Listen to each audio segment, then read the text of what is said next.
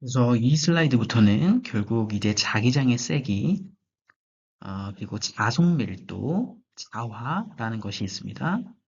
그래서 자기장의 세기, magnetic field라고 하는 것을 우리가 H라고 표현을 하고요.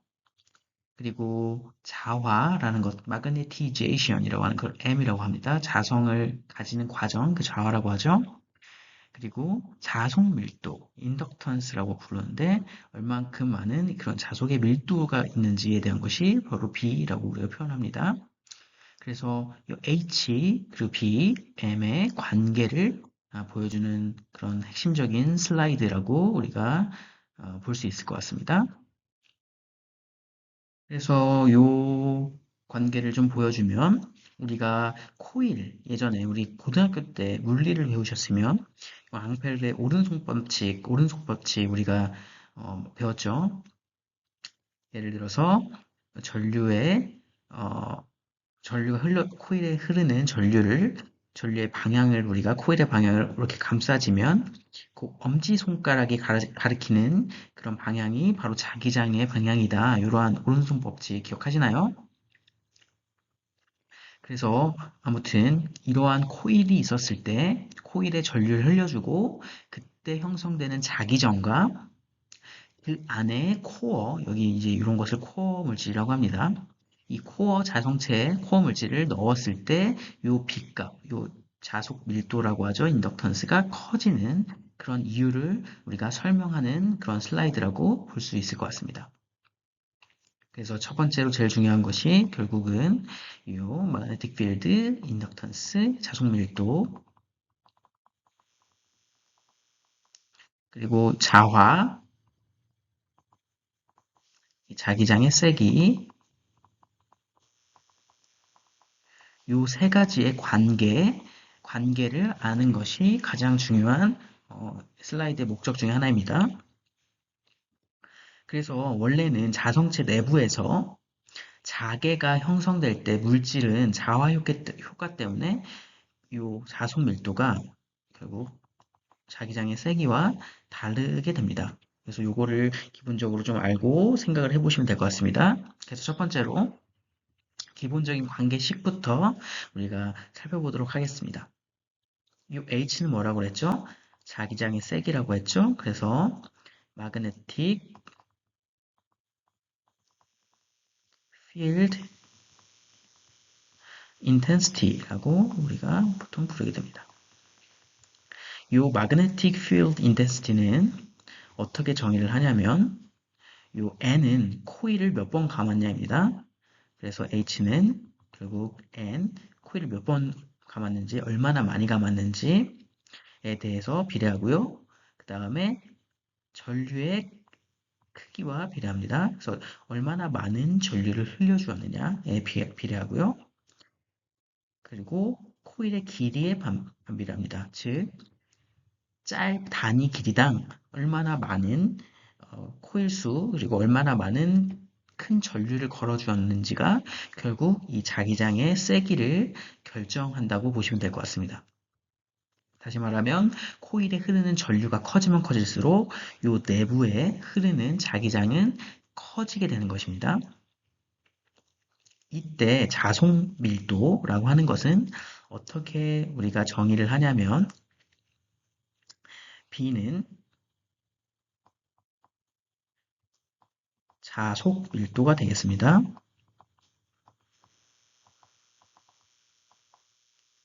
그래서 magnetic induction이라고 하고 magnetic induction 혹은 아까 위에서 본 것처럼 inductance라고도 부르기도 합니다. 그래서 이 자속 밀도는 어떻게 정의를 하냐면 마이크론 곱하기 h라고 정의를 합니다. 그래서 요 마이크론을 우리가 어떻게 정의를 하냐면 이게 뭐냐면 투자율이라고 합니다. 투자율 per meability 어디에 나와 있죠? 여기 나와 있죠? 그래서 요 투자율 곱하기 자기장의 세기가 결국 자속 밀도가 된다고 보시면 될 것 같습니다. 그래서 이 투자율은 뭘 의미하냐면 자계를 그 자기장을 얼마나 잘 전달하는지 자기장을 전달하는 능력 얼마나 잘 전달하는지에 대한 그러한 값을 투자율이라고 얘기를 하고요. 그리고 여기서 M값 요것은 자화라고 해서 물질 내부의 쌍극자의 정렬 정도를 우리가 자화라고 합니다. 그래서 왜 여기에 이제 이게 나오냐면 여기 다시 써드릴게요. B는 마이크로 곱하기 H가 하나 있고요. 똑같이 B는 H 더하기 4I 그리고 여기 M 이렇게 값을 가지고 있습니다. 근데 이 단위계가 다른 겁니다. 단위계 요거는 SI 단위계에서 쓰는 단위로 우리가 B값을 정의했을 때는 이렇게 되고요. CGS라고 하는 단위계가 있습니다. 이 CGS 단위계를 쓸 때는 B값이 이렇게 정의됩니다. 그래서 이런 게 있다는 거는 이렇게 알아두면 되겠고요. 결국은 동일한 그런 물리량이고 동일한 단위를 가지게 됩니다. 그래서 이제 그림을 한번 보겠습니다. 여기서 진공 상태에서 보시면 코일, 이렇게 감겨져 있는 코일에 전류를 흘려주게 됩니다. 이 방향으로 전류를 흘려주게 되면 아까 앙페르의 오른쪽 법칙에 의해서 자기장이 위쪽으로 엄지손가락 방향으로 형성이 되겠죠. 근데 만약에 여기서 이 내부가 진공이라면 결국 이 자석 밀도 값은 진공일 때는 이 자석 밀도 값이 이렇게 아래 첨자로 0을 쓰게 됩니다. 이 0이라는 것은 결국은 진공에서의 투자율이 되겠죠? 의 투자율이 되겠습니다.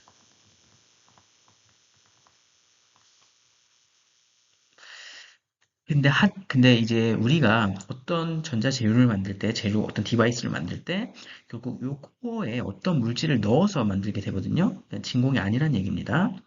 그래서 예를 들어서 우리가 어떤 재료, 코어 매트리얼스를, 자성체를 여기에 넣게 되면 내부에 원자들이 자화가 되겠죠. 그래서 우리가 이 코일에 의해서 생기는 그러한 자기장과 이 내부의 원자들이 자화가 돼서 생기는 전기장이 추가가 됩니다. 그래서 우리가 이걸 어떻게 쓰냐면 예를 들어서 코어 물질에 의한 어떤 자석 물질을 봤을 때 B는 자, H 더하기 M 이렇게 쓸 수가 있게 됩니다. 그래서 결국 우리가 어떤 자성체를 안에 넣어주게 되면 예를 들어서 뭐 니켈이나 코발트 같은 걸 넣어주게 되면 어떻게 돼요? 이 자석 밀도 값이 우리가 원래 전기가 코일에 흘러서 생기는 자기장 플러스 그 다음에 물질에 의해서 생기는 자기장이 자화돼서 생기는 자기장이 합쳐지게 되는 거죠. 그래서 이렇게 값이 달라지게 되는 겁니다. 그래서 우리가 주요 개념을 정리하자면 첫 번째로 자기장의 세기는 요 L분의 Ni 형태, 즉 외부 전류로 만들어지는 자기장의 세기를 우리가 H라고 하게 되고요.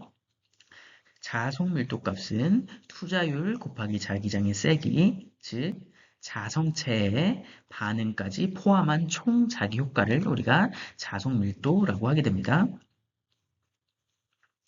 자화는 이제 우리가 외부에서 자기장을 걸어줬을 때 그 재료가 자기장에 반응하는 정도를 자화라고 하고 우리가 자성체를 넣어줬을 경우에 자기장이 생기게 되겠죠. 그래서 자성체 내부에 자기 쌍극자 정렬로 생긴 자기 모멘트 이것을 자화라고 하고 그 코어 물질로 넣어줬을 때 이 자기장, 전류에서 생기는 자기장과 그리고 물질에서 생기는 자화돼서 생기는 그런 텀이 추가가 돼서 결국은 다음과 같이 자석 밀도가 결정된다.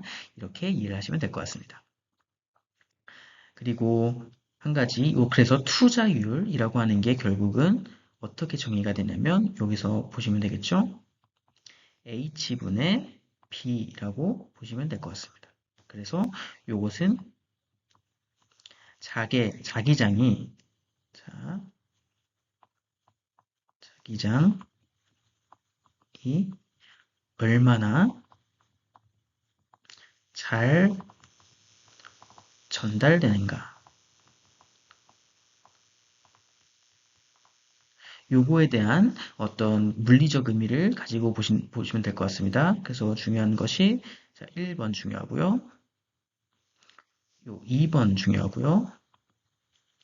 3번, 4번. 요 각각의 물리적 의미를 잘 설명할 수 있어야 되겠죠? 특히 요 투자율 같은 경우에는 이 투자율이 높을수록 어떻게 될까요? 자기 저항이 낮게 되겠죠? 즉, 이 값이 커질수록 자기에 대한 저항이 낮게 됩니다. 이 식이 그렇죠? 그래서 결국은 요 핵심적인 해석을 보시면 코일 안에 자성체가 있으면 내부에 magnetic flux density라고 하는 자속 밀도가 증가하게 됩니다. 그래서 전류 변화에 더 큰 자기 반응을 유도하게 된다. 이렇게 이해할 수 있겠죠. 그리고 이 퍼미어빌리티라고 하는 투자율은 크면 클수록 이 마그네틱 플럭스가 더 쉽게 이동할 수 있게 되는 것을 의미합니다.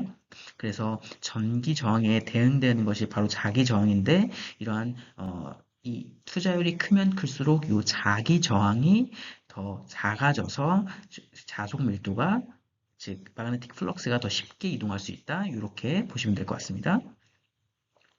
그리고 마그네티제이션이라고 하는 자화는 자성체 반응으로 인해서 유도된 자속 증가량을 나타내는 것이겠죠. 그래서 왜냐면 우리가 자성체를 넣어줘서 이 자기장에 의해서 생기는 그 물질에 의한 자기장이기 때문에 그렇습니다. 그래서 한 줄로 조금 정리를 하자면 코일 내부의 자성체의 자화가 결국 자기장 세기와 더해져서 자속 밀도를 증가시키며 투자율이 큰 재료일수록 자기 플럭스를 더 잘 전달된다. 이렇게 이해를 하시면 될 것 같습니다.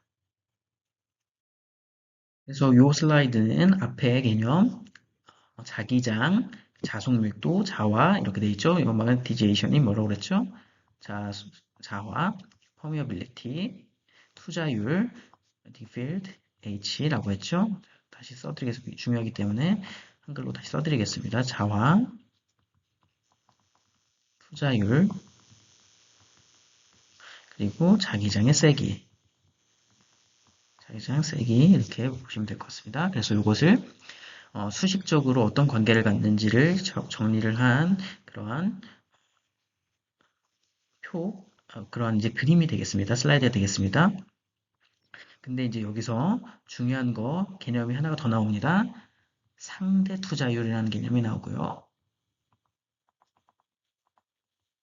그리고 자화율이라고 하는 것이 나옵니다. 그래서 자화율은 우리가 카이라고 하는 여기 있죠.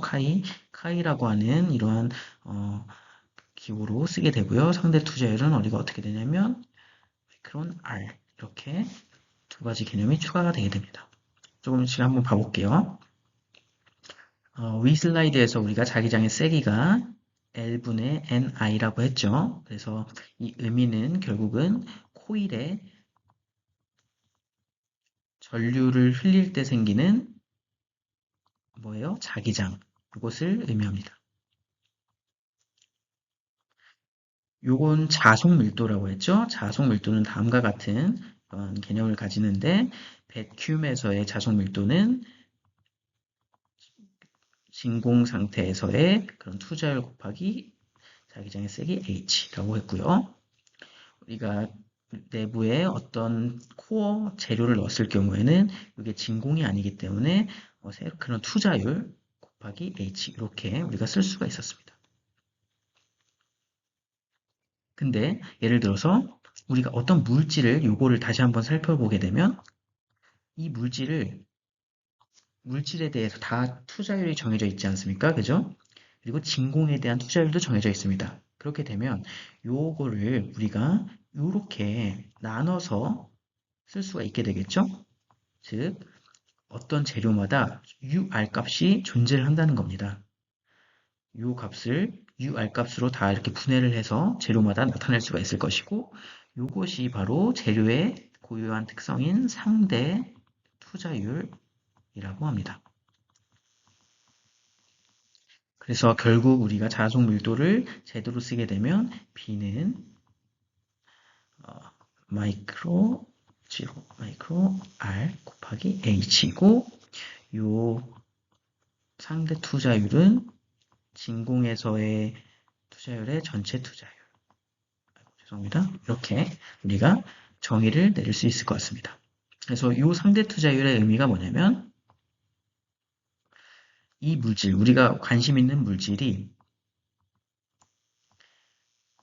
물질 투자율이 진공 대비 얼마나 큰가, 몇 배인가. 요거를 나타내는 값이 바로 상대 투자율 개념이라고 할 수 있을 것 같습니다. 그래서 요것을 우리가 이제 자화를 포함한 자속 밀도 값을 우리가 이렇게 나타낼 수가 있겠죠.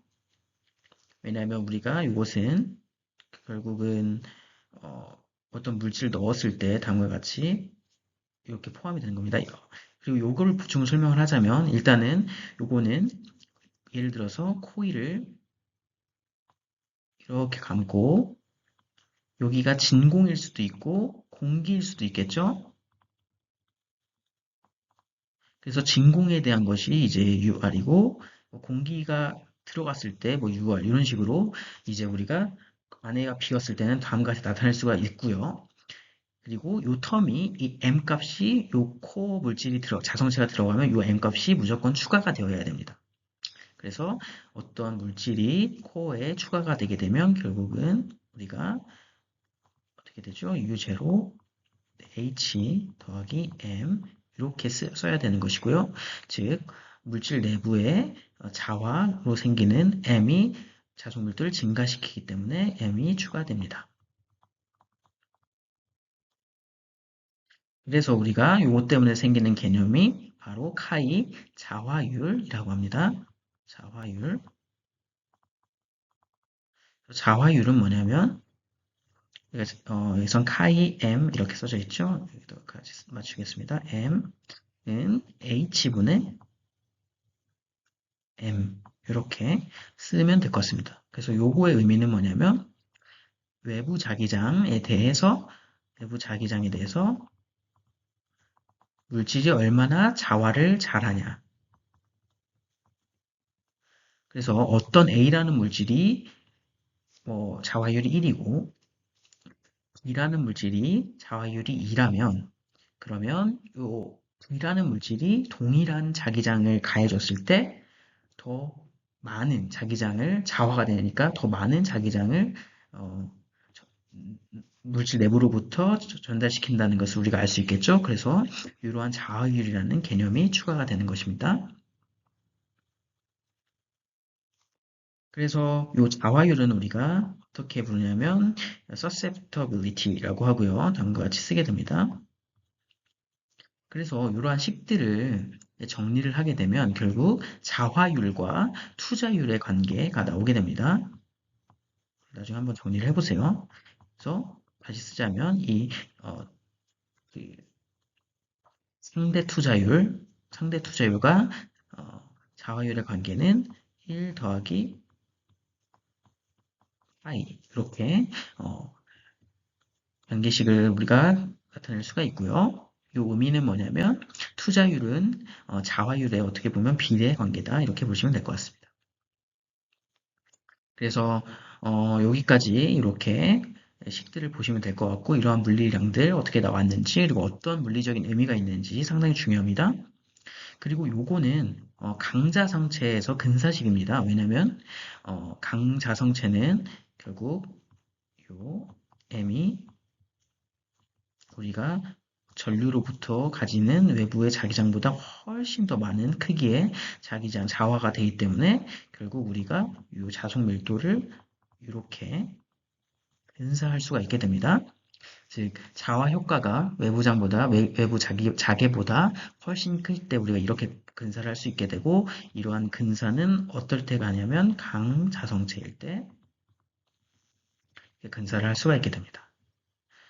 그래서 다시 한번 이제 이렇게 물리적 의미를 요약을 말씀을 드려보자면, 요 H는 자기장의 세기이고요. 결국 외부 전류로 만든 자기장이라고 보시면 될 것 같습니다. 그래서 이렇게 비유를 하자면 입력 자극이라고 우리가 보시면 될 것 같고요.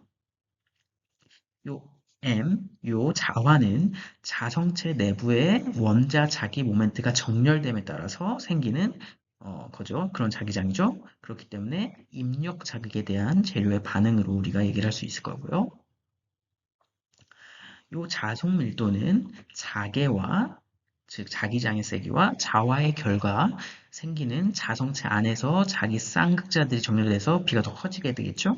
그렇기 때문에 외부 자극과 그리고 재료 반응의 총합이라고 보시면 될 것 같습니다. 그래서 결국 H로 입력을 했을 때 M으로 반응을 해서 출력이 B로 나온다. 이렇게 생각을 하시면 될 것 같습니다. 그리고 중요한 이 투자율은 결국 H분의 B죠. 그래서 어, H분의 B가 되겠죠. 그래가지고 이것이 자기장을 우리가 얼마나 잘 전달시킬 수 있는지 그런 물리적 의미를 가지고 있고요. 그래서 전기장, 우리가 전기 전도에서 보시면 그 전도도, 전기 전도도 우리가 이렇게 시그마 배웠죠. 요거랑 유사한 개념이라고 보시면 될 것 같습니다. 자기장의 전도도라고 보시면 될 것 같고요. 마지막으로는 자화율이죠. 이 자화율은 H분의 M으로 외부 자기장에 대해서 얼마나 강하게 자화되는지를 나타냅니다. 그래서 자화 민감도라고도 얘기를 하고요. 우리가 감도라고 얘기하기 때문에 그래서 스텝 이렇게 용어로 이렇게 쓰게 되고요. 그래서 요 상대, 그리고 중요한 것 중에 하나가 다시 요 상대 투자율은 1 플러스 카이, 즉 진공보다 자화가 얼마나 더 쉽게 일어나는가의 비율을 이렇게 우리가 이야기할 수가 있겠습니다. 그래서 이제 한 문장을 요약을 하자면 자속 밀도 B는 외부 자기장 H와 물질의 자화 M의 합으로 나타내져 있고요. 자화율 카이가 클수록 상대 투자율 마이크로 R이 증가해서 물질은 더 쉽게 자기화가 되게 됩니다. 그래서 여기서 그 상대 투자율은 상수가 아닙니다. H의 세기에 따라서 변하기 때문에, 그래서 우리가 추후에 배우는 히스테리시스 곡선, 이것의 원인이 되게 됩니다. 그래서 추후에 배우게 되고요. 어쨌든 이렇게 이 슬라이드 정리하고 넘어가겠습니다. 그래서 우리가 여기서 제가 표를 하나 가지고 왔습니다. 아까 우리가 이전에 단위계에 따라서 큰 단위계가 뭐라고 했죠? SI 유닛, SI 단위계와 여기서 보시면 CGS라고 하는 단위계가 있습니다. 그래서 CGS 단위계에 따라서 우리가 아까 자속 밀도를 정의하는 게 조금 달랐죠. 아까 어떻게 정의했나요? B는 곱하기 H죠. 근데 여기는 뭐라고 했나요? B는 H 더하기 4파이 M 이렇게 정의가 됐죠. 그래서 이렇게 왜 다른지에 대해서 이게 정리가 쭉 되어져 있는 그런 표라고 볼 수 있겠습니다. 요 보시면 요 CGS 단위계는 이 인덕턴스, 이 자속 밀도의 부호를 우리가 가우스라는 부호를 쓰게 됩니다. 예, 한편 요 SI 유닛에 대한 것은 요 자속 밀도를 뭐로 써요? 테슬라로 쓰게 됩니다. 테슬라 들어보셨죠? 요 테슬라 그 전기 발명한 테슬라 때문에 그 생긴 테슬라 왔습니다. 그래서 요 테슬라가 되겠고요. 그 1테슬라가 10의 4승 가우시안이라고 부르게 되는데, 이렇게 10의 4G에 대한 이런 값으로 우리가 컨버전을 할 수가 있게 되고요. 결국 이러한 차이에 인해서 우리가 보시면 밑에 엄청나게 많은 그러한 물리량들이 있게 되죠. 우리 보게 되면 여기 자화, 그렇죠? 여기는 마그네틱 모멘트 우리 이렇게 배웠죠. 이것도 배웠고, 여기 보시면 퍼미어빌리티 투자율, 그리고 진공에서의 퍼미어빌리티, 그리고 상대 투자율 이런 거 배웠고요. 그 다음에 요 자와 이런 것도 배웠죠. 볼륨 자와 뭐 이런 게 있지만 어쨌든 이러한 값들이 결국엔 이러한 단위 처음에 어떤 그 자속 밀도의 단위를 썼느냐에 따라서 달라지게 되고요. 주로 많이 쓰는 단위가 보통 SI 단위계이기 때문에 요거를 저는 보는 것이 더 편할 것 같습니다. 왜냐면 여기서 보시면 이러한 단위들은 우리가 많이 봤지만 이런 단위 많이 보셨나요? 많이 못 보셨죠? 이런 단위, 이런 거. 이런 것들이 생소하기 때문에 결국 이 SI 단위계 요거를 좀 위주로 보시면 될 것 같고요. 필요에 따라서 이런 컨버전이 다 있으니까 이런 것들을 이용해서 나중에 추후에 이러한 CGS 단위계를 이용을 하게 되면 이런 컨버전을 이용해서 하시면 될 것 같습니다.